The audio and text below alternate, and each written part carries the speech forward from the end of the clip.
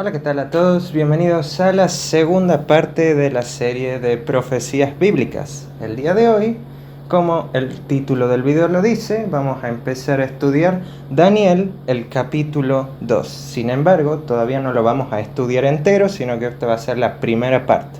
Sin nada más que decir, vamos a empezar directamente por el versículo 1. En el segundo año de su reinado, Nabucodonosor tuvo un sueño que turbó su espíritu y no pudo seguir durmiendo. Estamos en el año 603 a.C. y en este momento Nabucodonosor tendría unos 23 años de edad, estando en el segundo de sus 37 años sobre el trono de Babilonia.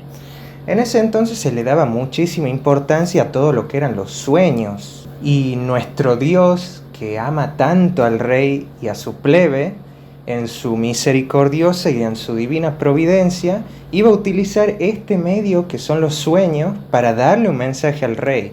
Y no solo al rey, sino que también a nosotros. Versículo 2. Y el rey mandó llamar a magos, astrólogos, encantadores y caldeos, para que le mostrasen sus sueños. Vinieron pues ante el rey.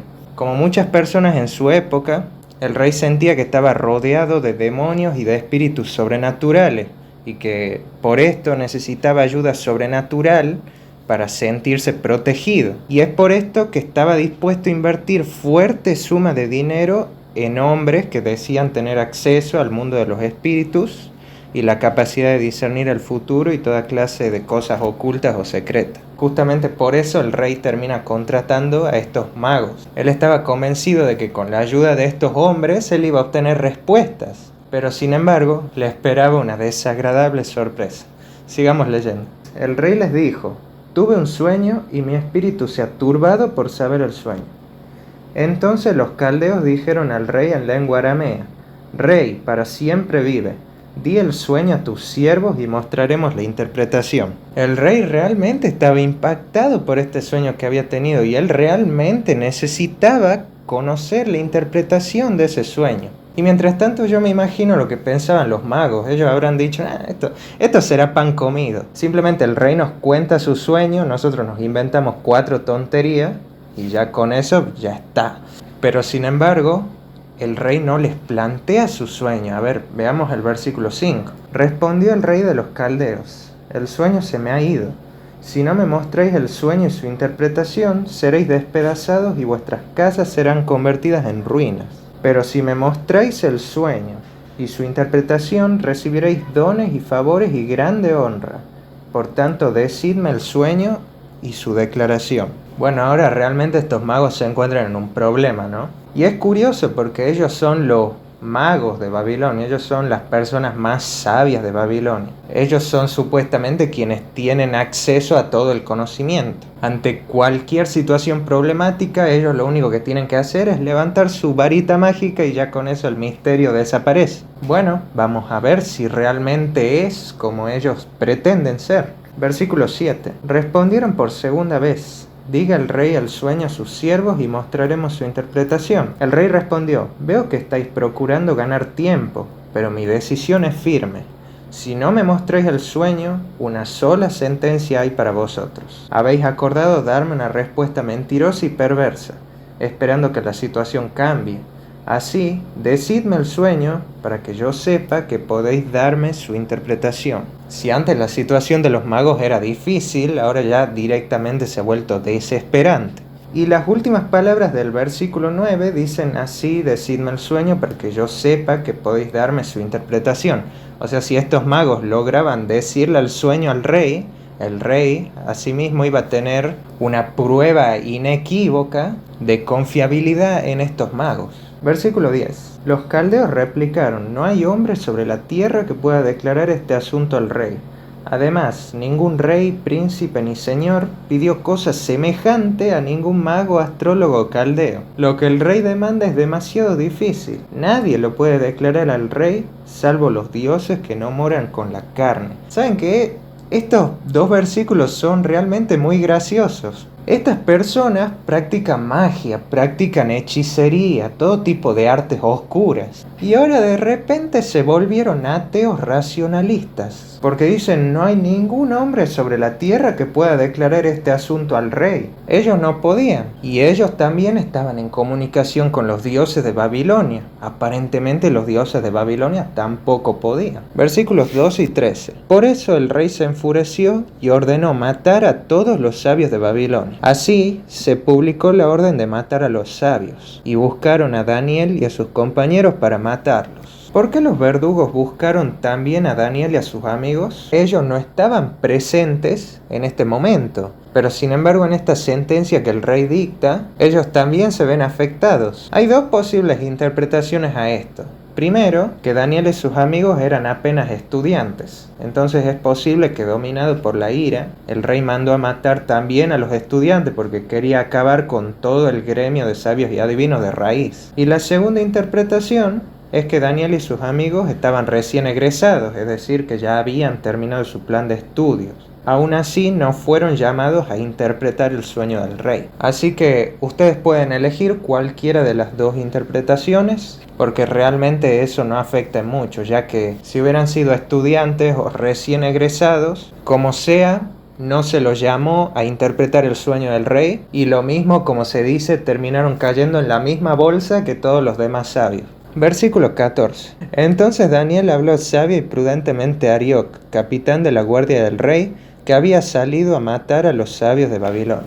En el video anterior, donde hablábamos de Daniel 1, habíamos hablado del tacto de Daniel, de la prudencia de Daniel. Y nuevamente vemos esto aquí. Daniel habló sabia y prudentemente con Arioc.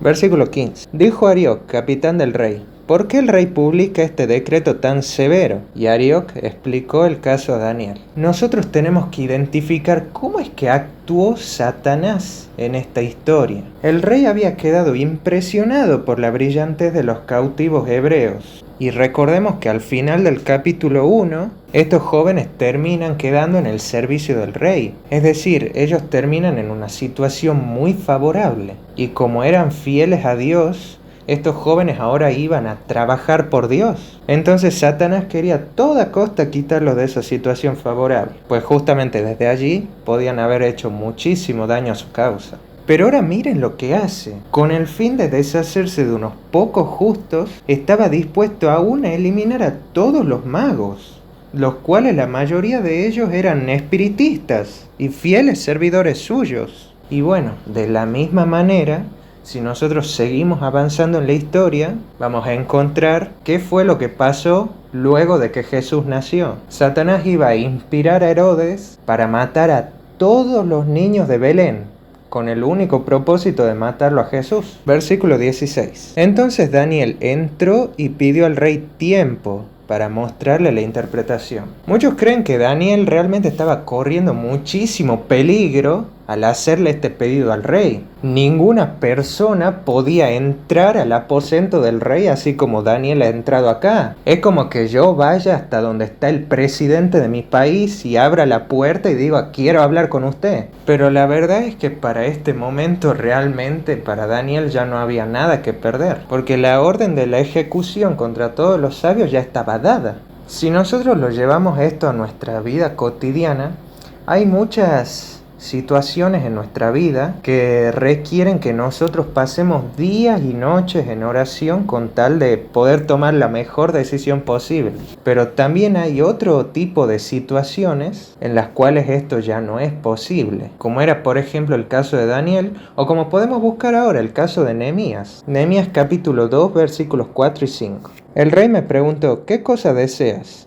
Entonces oré al Dios del cielo, y dije al rey: si al rey le place, y tu siervo te es grato, envíame a Judá, a la ciudad de los sepulcros de mis padres, para que la reedifique. A veces cuando la situación apremia, tendremos que elevar nuestra petición al cielo en ese mismo instante, así como un relámpago. Si Daniel hubiera titubeado, hubiera dudado, todo se hubiera perdido. Y vemos también que el rey le termina concediendo a Daniel el tiempo que él le había pedido. Y con esto vemos la importancia de la fidelidad a Dios en todo momento de nuestra vida. Como vimos en el capítulo 1, Nabucodonosor se había quedado sorprendido por la inteligencia de Daniel. Es decir, que si Daniel hubiese fallado la prueba del capítulo 1, nada de esto hubiera pasado y Daniel hubiera muerto en este mismo instante. Por ser fiel a Dios, Daniel terminó salvando su vida. Versículos 17 y 18. Daniel volvió a su casa y explicó el caso a sus compañeros, Ananías, Misael y Azarías, y los instó a implorar la misericordia del Dios del cielo acerca de este misterio, para que Daniel y sus compañeros no perecieran con los otros sabios de Babilonia. Y acá vemos algo importantísimo y algo fundamental. Daniel estaba ante una situación problemática. ¿Y qué fue lo primero que hizo? Fue con sus amigos y comenzaron a orar. La Biblia nos destaca en infinidad de ocasiones la importancia de la oración. Hay dos textos claves que me gustaría que leamos. Uno está en Mateo 5:44. Pero yo os digo, amad a vuestros enemigos, bendecid a los que os maldicen, haced bien a los que os aborrecen, y orad por los que os maltratan y persiguen. Y el otro texto está en Lucas 6:28. Bendecid a los que os maldicen, y orad por los que os calumnian. Jesús nos llama a que nosotros oremos, incluso por quienes nos persiguen, incluso por quienes hablan mal de nosotros. Versículo 19. Entonces el misterio fue revelado a Daniel en una visión de noche, y Daniel alabó al Dios del cielo. Dijo Daniel, alabado sea el nombre de Dios por los siglos de los siglos, porque de Él son el poder y la sabiduría. Él cambia los tiempos y las épocas, quita reyes y pone reyes, da sabiduría a los sabios e inteligencia a los entendidos. Revela lo profundo y lo escondido, conoce lo que está en tinieblas y la luz mora con Él. A ti, Dios de mis padres, te agradezco y te alabo, porque me diste sabiduría y fortaleza, me revelaste lo que te pedimos y nos diste a conocer el asunto del rey. Esta realmente es una oración hermosísima de acción de gracias. Ojalá que realmente, así como por ahí nosotros somos tan elocuentes para pedirle cosas a Dios, seamos así de elocuentes también para agradecer a Dios. Busquemos Colosenses 3:15. Y la paz de Dios gobierne vuestro corazón, a la que fuisteis también llamados en un solo cuerpo, y sed agradecidos. El capítulo 17 de Lucas nos cuenta que Jesús sanó a 10 leprosos, pero al final solo uno de ellos volvió para agradecerle, y con mucha tristeza Jesús le preguntaba, ¿y los otros 9? ¿A dónde están? Hay una relación muy estrecha entre la paz y la gratitud, porque la persona que vive agradecida es aquella persona que se espacia en las bendiciones de Dios. Realmente ha encontrado un remedio infalible contra la ansiedad y contra el desaliento. Más adelante vamos a estudiar el capítulo 6 de Daniel. Acá se publica un edicto en el que bajo pena de muerte se prohibían elevar oraciones al Dios del cielo. Pero sin embargo está este pasaje que podemos encontrar en Daniel 6:10. Cuando Daniel supo que el edicto había sido firmado, entró en su casa, donde tenía las ventanas de su cámara alta abiertas hacia Jerusalén, y como solía hacerlo antes, 3 veces al día se arrodillaba, oraba y daba gracias a Dios. Desde su juventud, Daniel había tenido la costumbre de orar y de agradecer a Dios por todo. Estas oraciones realmente nos revelan su fervor y su profunda espiritualidad. Versículo 24. Después de esto, Daniel fue a ver a Arioc, a quien el rey había puesto para matar a los sabios de Babilonia, y le dijo, no mates a los sabios de Babilonia, llévame ante el rey, y le mostraré la interpretación. Hay algo muy parecido con lo que vemos acá, con lo que ha pasado en Sodoma y Gomorra. Estas ciudades eran de lo más impías. Y aún así, nosotros recordamos la conversación que había tenido Dios con Abraham, en el que habían quedado con que si Dios encontraba por lo menos 10 justos, las ciudades no serían destruidas. Al final no se encontraron ni siquiera 10 justos, por lo tanto la ciudad terminó siendo destruida. Pero lo importante aquí es que hay muchas veces que los infieles o los impíos se terminan salvando, pongámoslo entre comillas, por un justo que haya en medio de ellos. Muchas veces Dios posterga sus juicios contra las ciudades impías por esta misma razón, porque hay hijos de Dios en aquellas ciudades. Versículo 25. Entonces Arioc llevó rápidamente a Daniel ante el rey y le dijo: encontré un hombre entre los deportados de Judá que puede dar al rey la interpretación del sueño. Hay dos cosas aquí que quiero que notemos, y es que por un lado estas palabras nos revelan a nosotros que Arioc realmente confiaba en Daniel, que estaba seguro de que él realmente le iba a poder dar la interpretación correcta.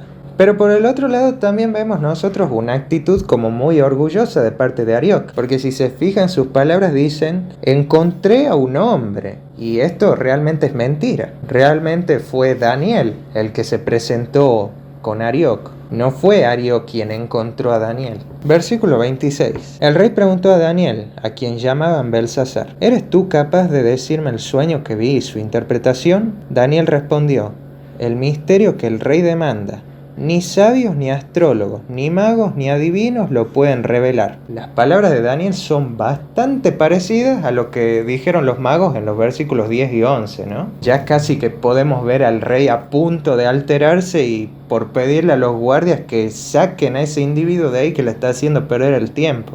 Pero sin embargo veamos cómo continúa Daniel. Versículo 28. Pero hay un Dios en el cielo que revela los misterios. Este versículo me parece clave y es este versículo la razón por la que le puse de título a este video la base para el estudio de las profecías. ¿Por qué? Porque nosotros sabemos que la profecía bíblica, y esto es algo que también lo dije en el episodio introductorio, están llenas de símbolos y llenas de misterios. Pero hay un Dios en el cielo que revela los misterios. ¿Qué significa esto? Que si nosotros nos colocamos en la mano de Dios con humildad y con gratitud, Dios de una manera muy especial nos va a mostrar todo lo que no entendemos. Pero Dios no actúa de una manera mágica. No es que yo, una vez que hice una oración, ahora voy a leer la profecía y voy a entender todo.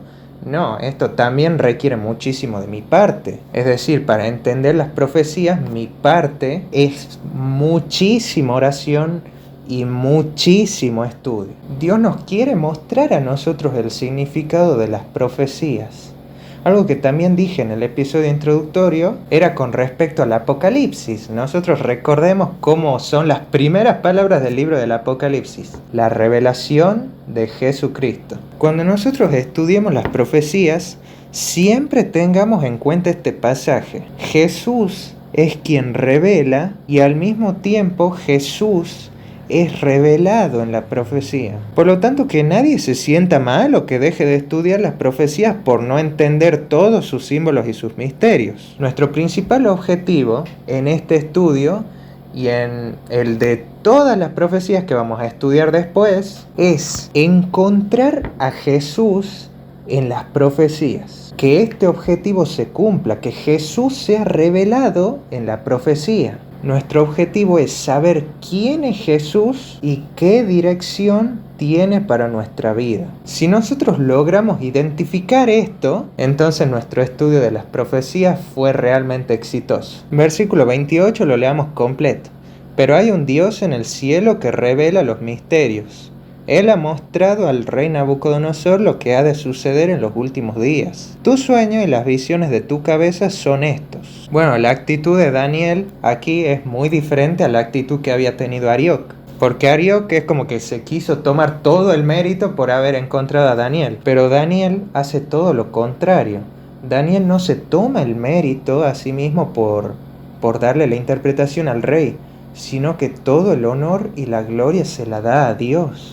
El concepto de un dios en los cielos era muy ajeno al pensamiento babilónico. Los dioses que ellos adoraban estaban en la tierra. De esta manera, podían ocuparse de todos los intereses de la humanidad. Eran seres limitados y finitos. por lo tanto capaces de atender solo un pueblo, una causa o una región a la vez. Pero ahora Daniel le presenta al rey un Dios infinito, aquel que desde los cielos gobierna el orbe. Finalizamos con los versículos 29 y 30. Rey, en tu cama estuviste pensando qué sucedería en el futuro, y el que revela los misterios te mostró lo que ha de suceder. Y a mí me fue revelado este misterio, no porque en mí haya más sabiduría que en otros, sino para que yo notifique al rey la interpretación, para que entiendas los pensamientos de tu corazón. Daniel había sido realmente honrado al haber recibido esta revelación de parte del cielo, pero vuelvo a repetir, Daniel no se llevó, pero para nada, el crédito de esto, sino que todo el honor y la gloria se lo dio a Dios. A partir de los siguientes versículos nos empiezan a contar qué ha sido exactamente este sueño que el rey había tenido. El siguiente video de esta serie, ese sí que va a ser directamente profético. Ahí ya nos metemos directamente ya de lleno en la profecía bíblica. Y es que en este sueño que el rey había tenido, Dios le termina revelando a Nabucodonosor muchísimas cosas. No solo de lo que iba a pasar en el tiempo de Nabucodonosor, sino también de lo que iba a pasar en nuestro tiempo. O sea, la profecía de Daniel 2 nos afecta incluso a nosotros hoy en día. Los espero en el siguiente video porque va a estar espectacular. Es la profecía de Daniel, el capítulo 2. Así que nos vemos hasta la próxima.